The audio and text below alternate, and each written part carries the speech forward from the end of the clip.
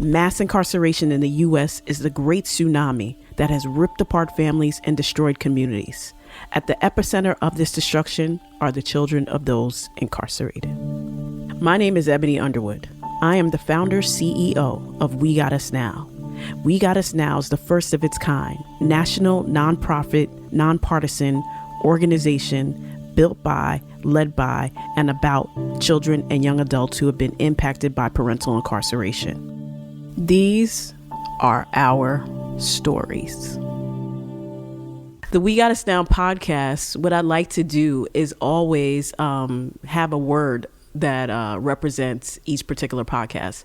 For this podcast, the word is courage, because I'm so impressed by 11 going on 12, all of you all, 11-year-old beautiful young ladies that want to share their stories. And so I'm going to ask each of you to say your name again, say your age, and tell me your story. I'm Amira Walker, and I'm 11 years old.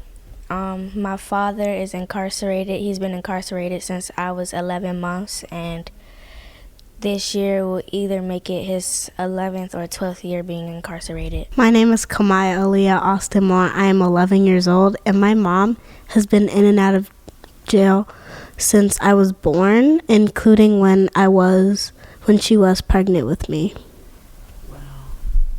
I'm Camaya Burns, and my dad was incarcerated when I was around 6, 7. It was sad. How are you feeling now?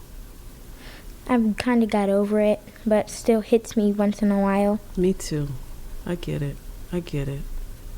So Camaya. Which one? You. Okay. You said that your mom, when she was incarcerated, when she was pregnant with you, yes. Were you born inside? Oh, no. Oh, okay. And Camaya, your dad is home now. And how's your relationship with your dad? Not good. No? And so how does that make you feel, though? Sad. Yeah. Do you get to talk to anybody about this? Talk to my mom. You do? What about any friends? Or I know Camaya, too. Sometimes. It's like close friends. I told my best friend. You told your best friend? Yeah. And what did she say? She said that if I need anything, if I need to talk to her, then I can come to her. Well, that's special. That's important. That's good. Like, I didn't have anybody that I could talk to. So for the fact that you can actually talk to somebody is a good deal. Yeah. And the fact that you're courageous enough to even share that, you still are experiencing some pain. And I just want you to know that that's normal. Like, that's not unusual at all. It's a very normal thing. I mean, I met a girl today. Her mom was incarcerated, and her mom came home 15 years ago, and she says she still feels, pain about it. So for the fact that you're here and you wanted to speak up about it, I think it's a big deal. So now you got to tell me, how are you coping? Each day I think of it as like the more time goes by, the less time he has to serve. And I ask all the time how much time he has to do, but my mom just gives me that face like she doesn't want to tell me because she thinks that if she tells me it's going to hurt me. And she also makes that face like he's not coming out no time soon. Do you know how much time he has? No, but I plan on having a conversation with him about how much time he has to serve. And what about visits? Do you all ever get? Do you get to visit your dad? Yeah, it's like every 2 months. Is he in state prison? No, he's in federal prison. Yeah, he's 7 hours away. He's in Big Sandy. Oh, where's that? It's in Kentucky. Oh my gosh, really? Oh wow. And Camaya, would you say you barely get to see your mom? I get to see her maybe twice a year. Wow. It's expensive. Yeah. Is she in federal prison too? Yes. Yeah, see? But it's in West Virginia.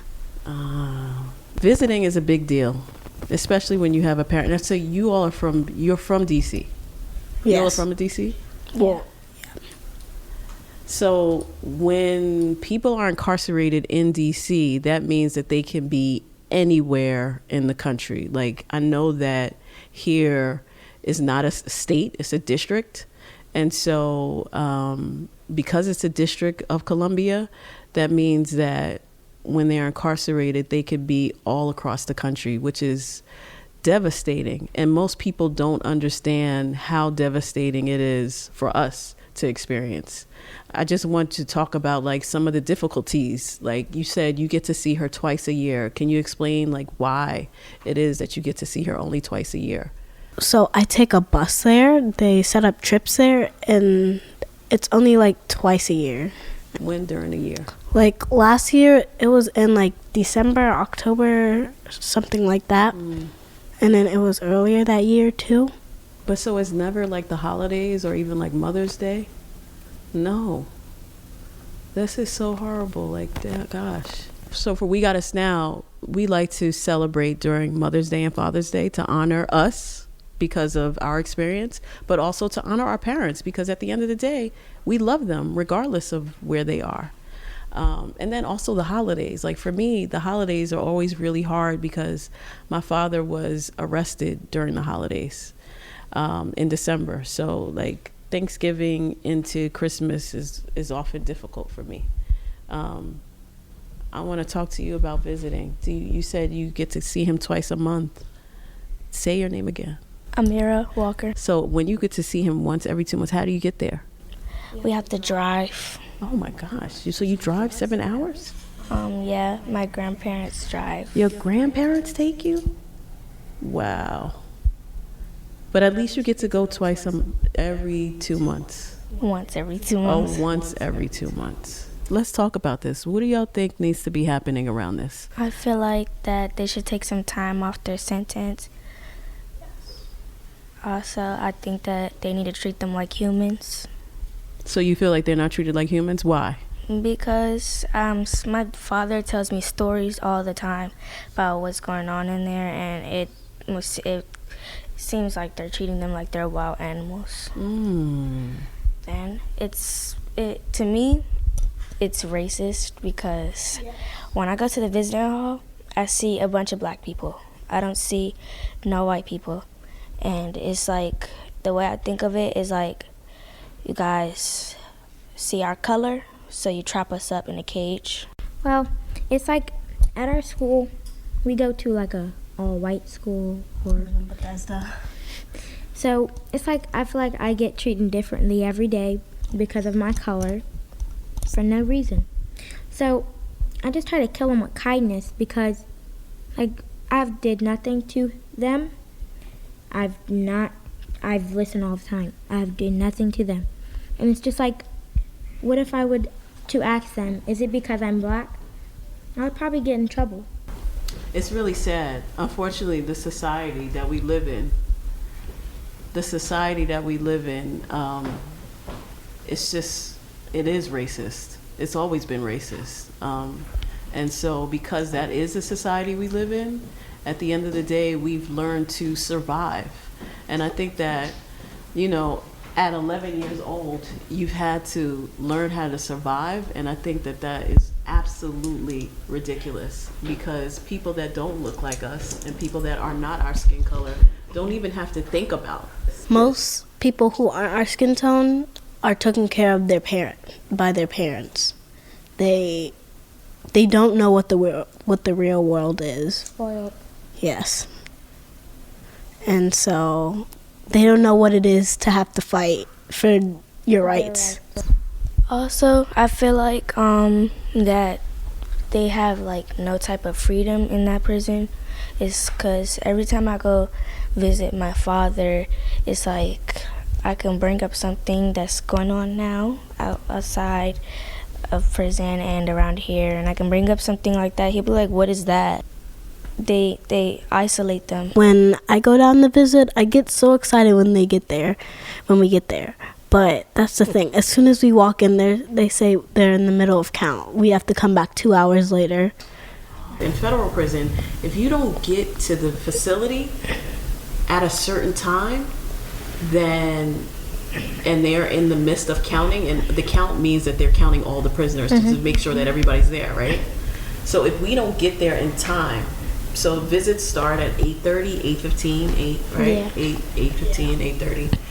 If you don't get there by that time, then their count begins, I believe, at 9. You're stuck there for and hours. Then you're stuck. You can't And do if nothing. right? You're stuck in the visiting room? Yep. No, we're stuck in the waiting room. Yeah. Cause there's like, they have to process us, so they take us. You take us through these metal detectors, and the only thing we could wear is like our clothes, no shoes, no nothing. They process us, put on our stuff, and they make sure we have everything on. And then after that, they drug test us.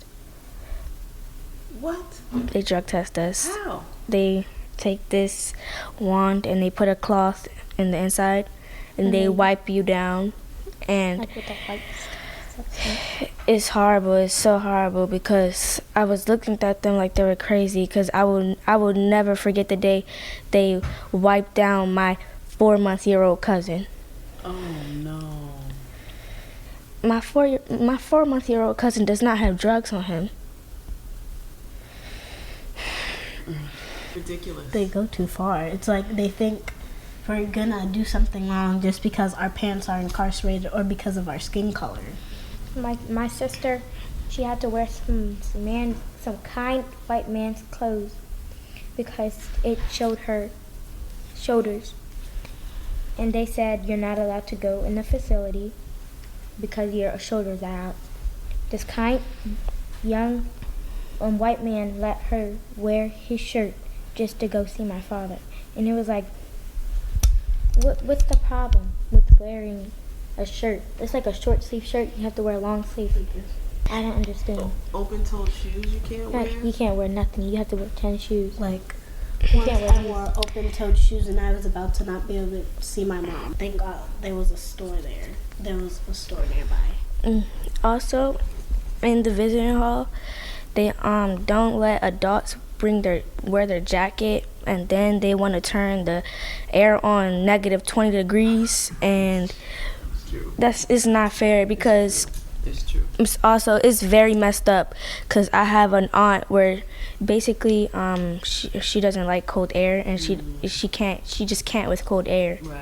So that's stopping her from going to see her brother. Wow. Because they won't let her walk in there. Just because she's an adult, they won't let her walk in there with the coat, and she got a condition where she can't handle cold air. These aspects of this story of the visit is so important because people just think, oh, you're going to visit, this is great. And another thing that's happening is that they're trying to eliminate in-person visits. I don't know if you guys heard of this, but they are working to eliminate, like there's communications companies that are out there that what they're doing is saying and making deals with some of these state jails and prisons and saying, you know what? Hey, everybody uses cell phones and iPads nowadays. You don't have to have in-person visits anymore. You can just use your phone and have people visit through the phone. And so the reason why what you all are saying today is so important is because they need to know that there is nothing that can replace a hug, a kiss, the love of your parent. Oh, and about hugging and kissing and touching, you have to go in the red box to do that. Right. They tape the ground, and the you have inmate has to stand inside of the box, and that's where you hug and kiss. Then you go sit down, and you can't touch them anymore. And you have to stay about like 2 feet away from them, from the chairs. And like last time, my grandma scooted her chair up and they said something to her. Wait, y'all have to explain this. I've never even heard this red box thing. It's new. So you walk in, your parent comes out, and then you want to give them a hug, but you can't immediately give them a hug? You have to even be in touch that them. red box. Can't hold their hand. I couldn't touch my father. What? What is this red box? Also, I remember mentioning when I was on the radio that I got to sit on my father's lap and like hug him and kiss him and stuff like that, and that I was able to do that for the visit. They ruined that last visit. I think it was like last month that I went to go visit him. I was hugging him and kissing him, and then all of a sudden they call him in the back, and he comes out and says, "You can't hug me and kiss me no more during the visit, only before and after." And I tried so hard not to cry in front of my father, because that's the only time I get to hug and kiss you, and you ruin that. It's heartless that they can take that away from a child. They took the tables away. We had nothing. We had to put our food on the floor. The prisoners, they were not allowed to touch any wrappers or anything. They had to put everything inside this tray. Like, if they wouldn't like if their parents were in jail or incarcerated. We did to them. And we did that to them, they would be mad. They would feel the same pain that we feel right now. They would probably start violence, but they don't see us doing it. Just because we're black doesn't mean we cause problems. Like, there's certain people that do that. Not all black people can harm other people. And just because we're black does not mean they have a right to treat us like Treat this. us differently. So We Got Us Now is all about keeping families connected. And thank you so much for sharing the aspect of the visit, because people really don't know. People have no idea about this red box that you speak of. And these are in different facilities. You all are not visiting at the same facility, right? That is crazy. A red box just in order to hug your parent, and then you have to wait online in order to do this? You have to wait online to hug your parent?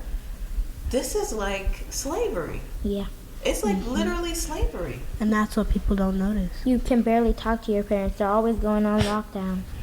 Do you teachers know any of this? Do you all talk to your teachers about any I of don't this? trust I my don't, teachers. right, I don't share this with my teachers. I only trust 2 teachers, but I'm in a minorities club, I think that's what it's called, for black girls that want to speak up at our school, and my teacher's risking her job to help black girls and black children in general at our school to help with the racism that's going on in our school.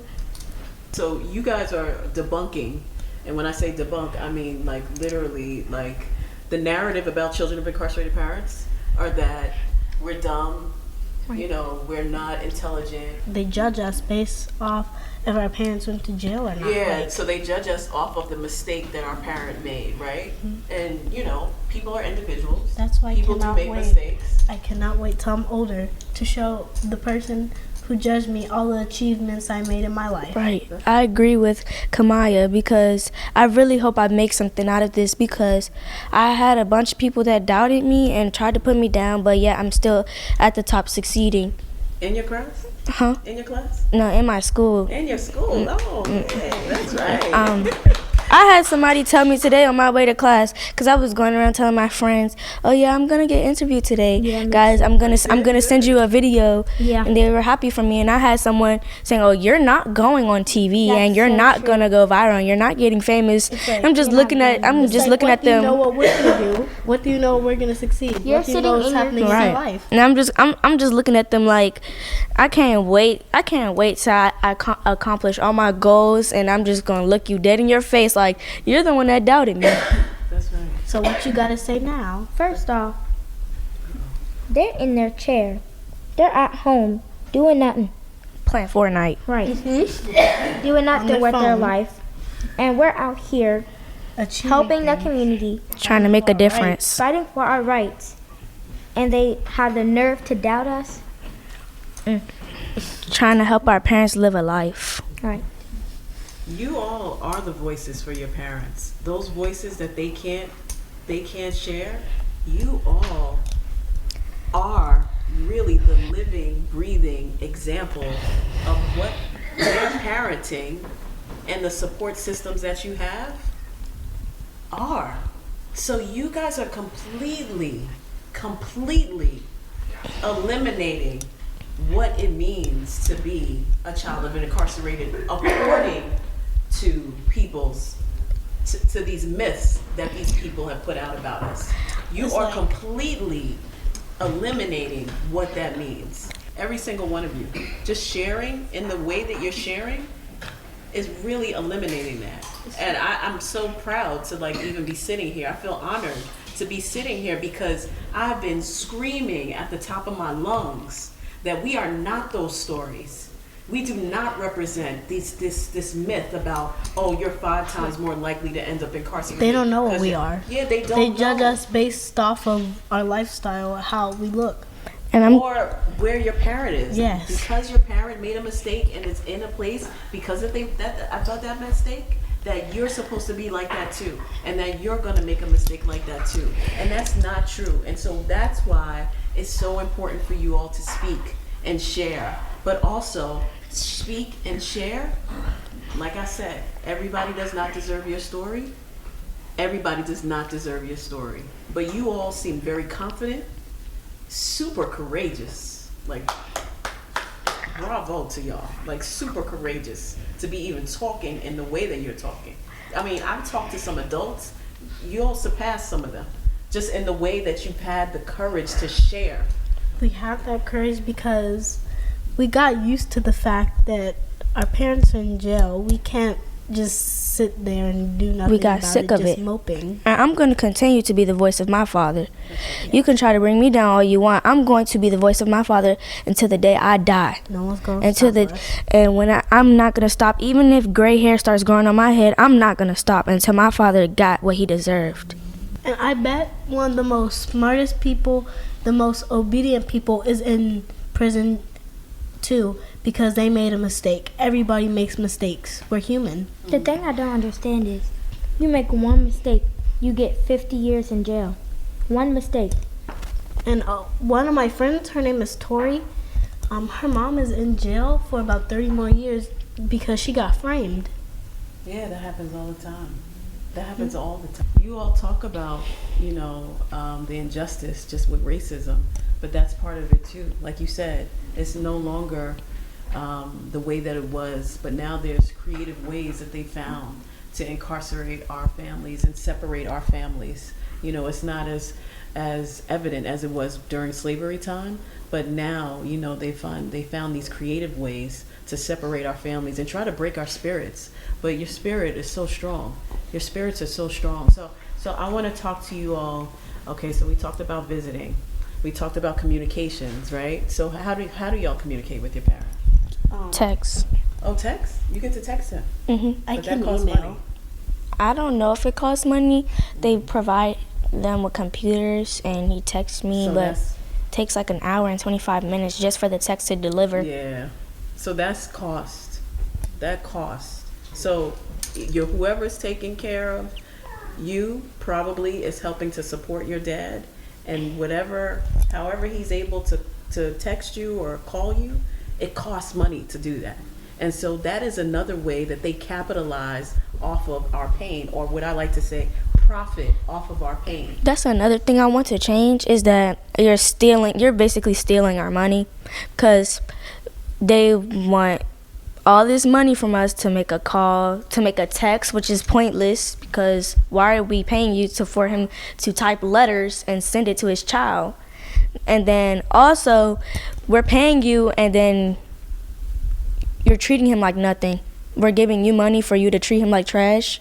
Then you're throwing him in this cell, or you're throwing him in this isolating place, and we're giving you money like we're handing out free cookies. I want to make an awareness about this because this is not right. And the fact that you have to sit in a box, that's like literally going to make it worse. At least give them room. You're talking about to move solitary. around. Yeah, a lot of people experience solitary confinement, unfortunately.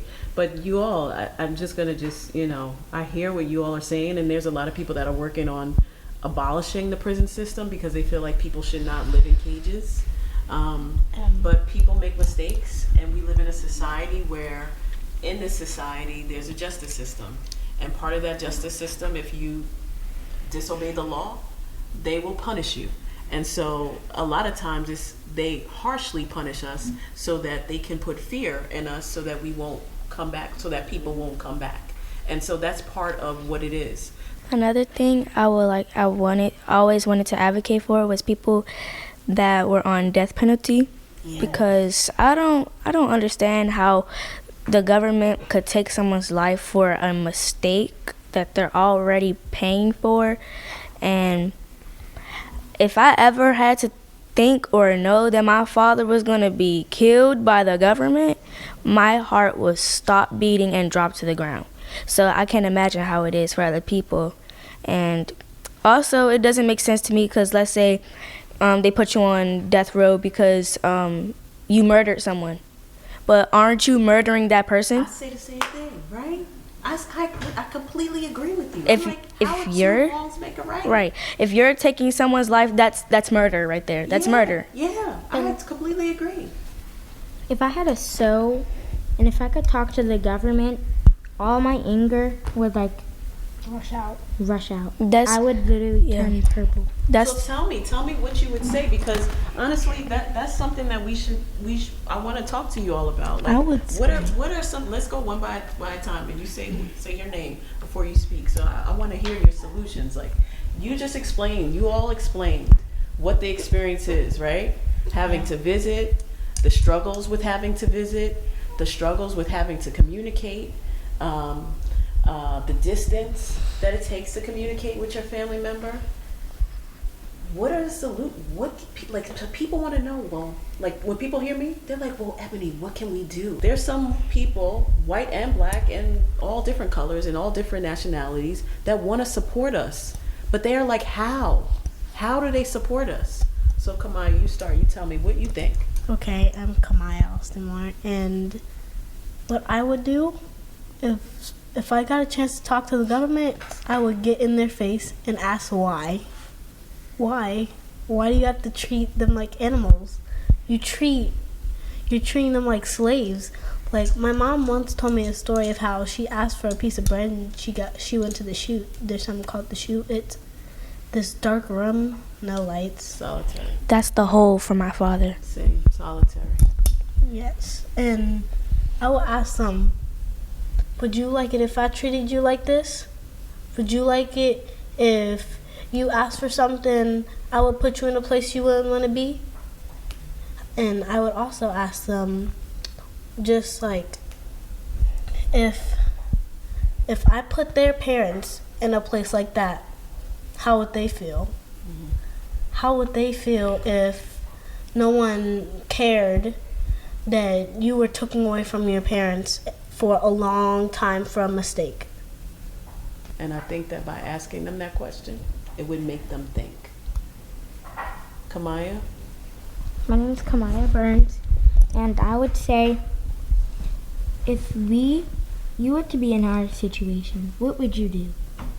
And why would you put our parents in jail knowing that they have children that want to see them every day, that want to help them with certain things? Like, let's say, for instance, if your mother's in jail, you won't have a mother figure. You won't know how it feels to have a mother. Like, you're going through things and you don't even have to talk.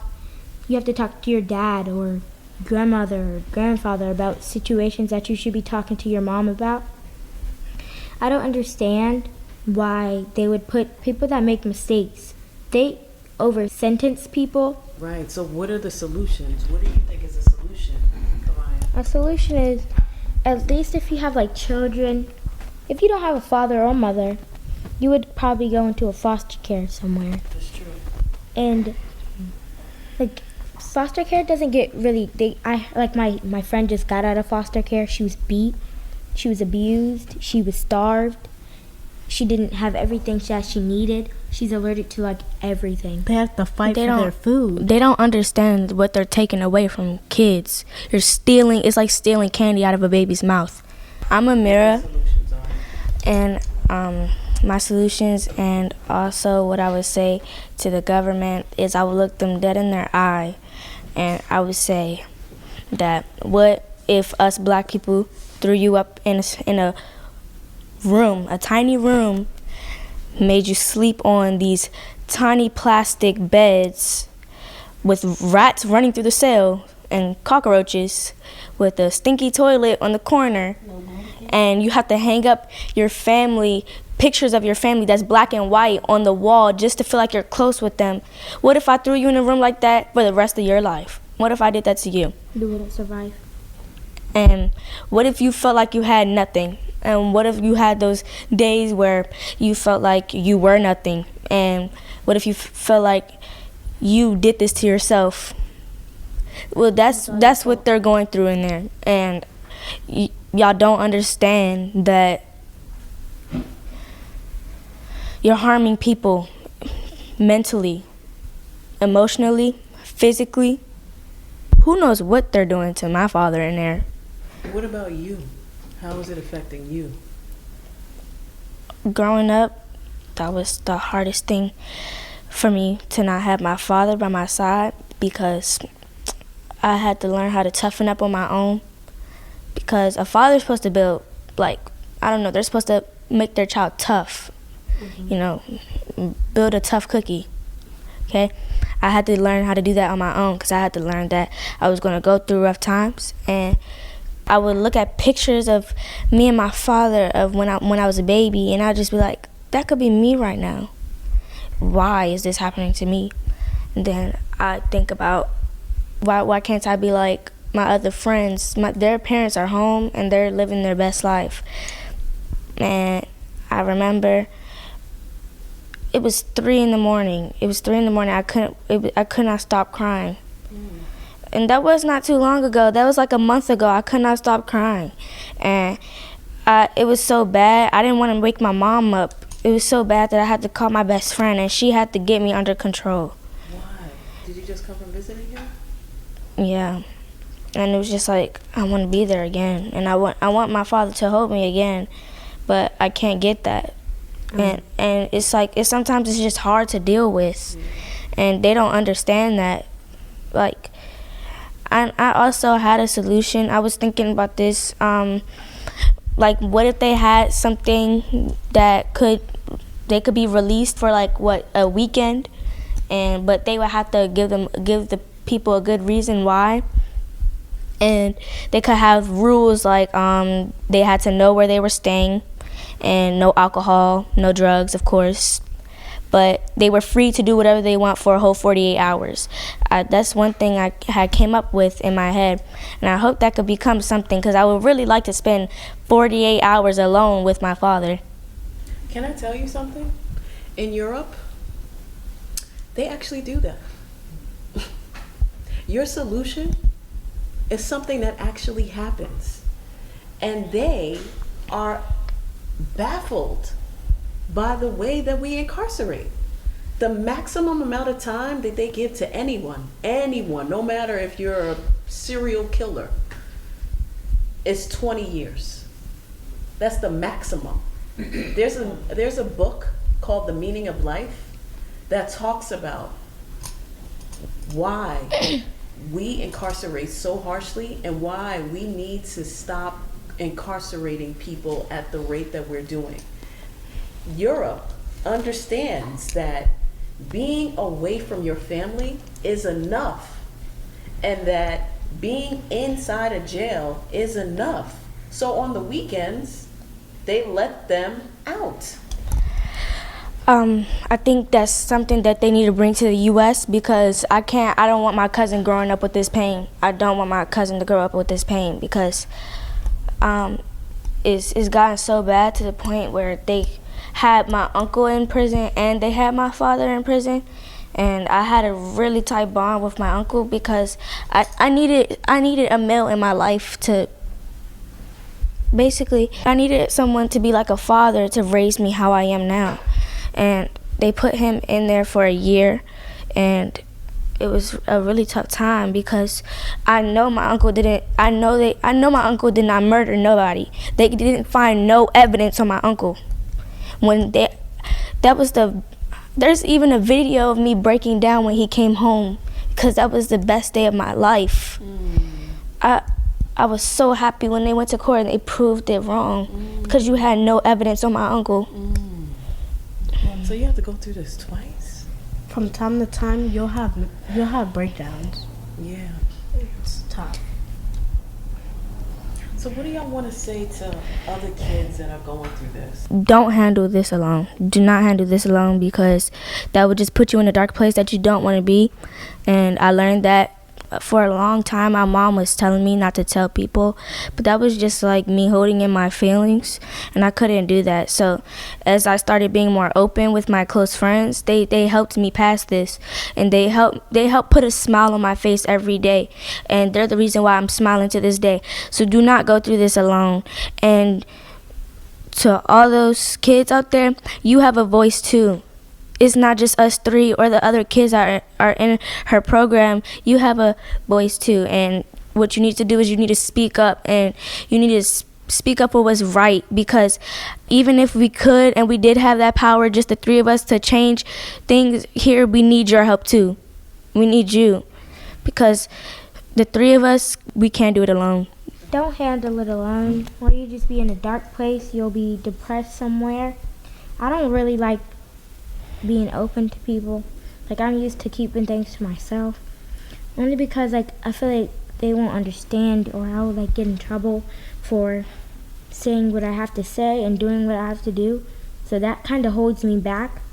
That was the past. I'm pushing myself to do what I have to do, and it's just like, if I were to have my father with me, I feel like it would change my life. My grades would be better. I would be where I needed to be. In my past, it's just like, what in the world was he, like, I know that mistakes happen and stuff, but the trauma that he put me through, to all those other kids that are having problems with their father, their mother, uncle, don't handle it alone. Just talk to somebody that you trust, close friend, teacher, someone that you know that will understand you. Talk to them and express your feelings. I'm Camaya. The people who are trying, even if you're not, you need to try. Have a say. You need to do what you can to gain your rights. Do not stop just because there's something in your way. There are going to be a lot of obstacles in life. Keep pushing through them. Do not stop. You need to keep going until you get what you think is right. And do not bottle up your feelings, because if you do, you have a chance of becoming depressed. You could feel suicidal, anything. And you do not want to feel that way. Also, don't let nobody knock you off your feet. Don't let nobody knock you off your feet, because you have to stand proud, and you have to be your father's or your mother's or whoever is incarcerated right now. You have to be their next generation. You have to be their legacy. So do not let nobody put you down before who you are and which mistakes your parents made. Do not let nobody tell you you're going to probably end up just like your parents in jail. You're probably just going to be another person on the street. No, don't let nobody do that to you. You stand proud and be who you are. Like the saying, sticks and stones may break my bones, but words don't hurt. Yeah, people might physically do stuff to you. That's when you have to do something, but do not put all your focus into that. And if someone says something to you, don't pay attention to it.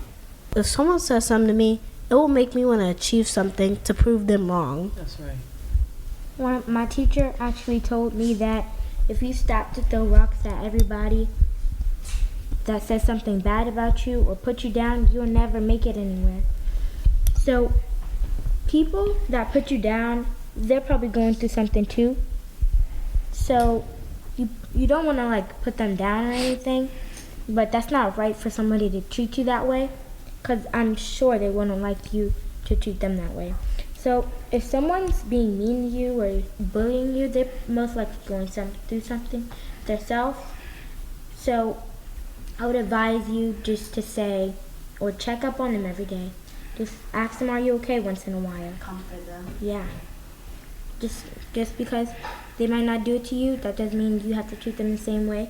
So for me, I used to like to write. I wasn't a big talker. When I was younger, I didn't talk, but I definitely journaled. Like, again, like I said, you guys are like surpass me, but I would be very encouraged to hear from you all to hear your stories would be so encouraging for me.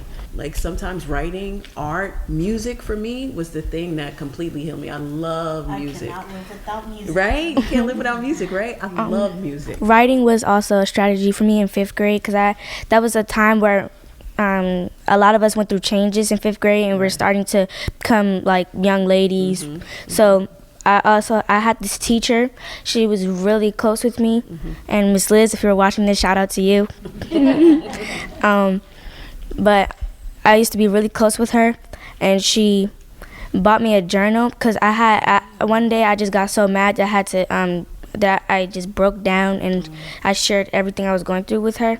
And it was like she was so close, and it was the only teacher that I had connected with like that, because she felt my pain, that she felt it so much and felt what I was going through that she even cried herself.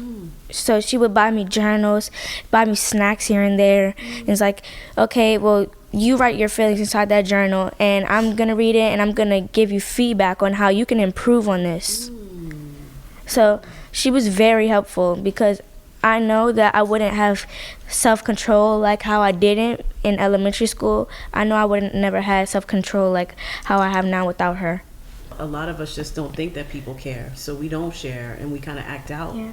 But we do, even in our acting out, we don't take it to the next level. Like that narrative about, oh yeah, we're going to be in all kind of like trouble. No, we try to excel or trying to find ways to cope. Like you in that situation, you broke down and you actually shared.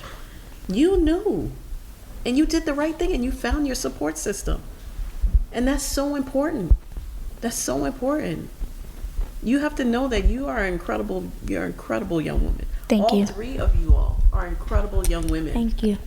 And are a shining example of what We Got Us Now is working to do across this nation and show to the rest of the world. And look at us having an intellectual conversation about truth and injustice that happen in our country.